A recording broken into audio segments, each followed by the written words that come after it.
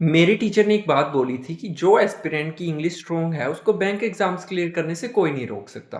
और ये बात मैंने अपने ऊपर सच होते हुए देखी भी है, क्योंकि पिछले साल मैंने आईबीपीएस पीओ प्री में 30 में से 30 स्कोर किए और आईबीपीएस पीओ मेंस और आरआरबी पीओ मेंस जैसे एग्जाम्स में 35 से ज़्यादा स्कोर किए, जिसने मुझे फाइनल सिलेक्शन दिलाई। आप भी अगर मेरी स्ट्रेटजी जानना चाहते हैं तो इस वीडियो को लास्ट तक ज़रूर देखें। और एक बात है कि इन बातों को बहुत ही प्यार से कंसिस्टेंटली 1 महीने तक फॉलो कर लें, आपको अपने स्कोर में बूस्ट ज़रूर दिखेगा, ये मेरा प्रॉमिस है। तो सबसे पहले इंग्लिश के सिलेबस को अगर हम डिकोड करें तो उसमें 3 चीज़ें निकल के आती हैं।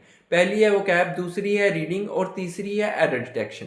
एरर डिटेक्शन मैं सजेस्ट करूँगा कि आप सबसे लास्ट में करें, क्योंकि उसका वेटेज प्री में इतना नहीं है, 5 मार्क्स का आता है और आपको बहुत ज़्यादा सिलेबस उसके लिए पढ़ना पड़ता है। तो सबसे पहले बात कर लेते हैं वोकैब की। वोकैब मैं सजेस्ट करूँगा कि आप एडिटोरियल से शुरू करें, और एडिटोरियल मैं रिकमेंड करूँगा कि आप निमिषा मैम का देख सकते हैं या किसी और टीचर का भी देख सकते हैं।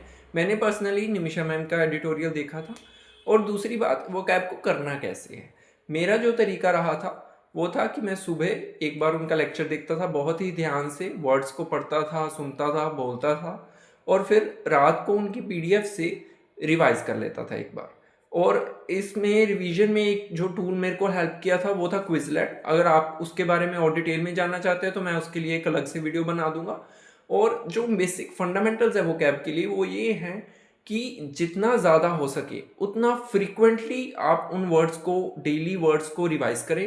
जितनी, चाहे वो बोलकर है, चाहे वो लिखकर है, चाहे वो किसी सेंटेंस में यूज़ करके है, चाहे सुनकर है। मेरे को पर्सनली बोलकर याद हो जाते थे वर्ड्स। जितनी ज़्यादा बार आप उन वर्ड्स को रिवाइज करेंगे उतना ईजी होगा आपको उन वर्ड्स को याद रखना।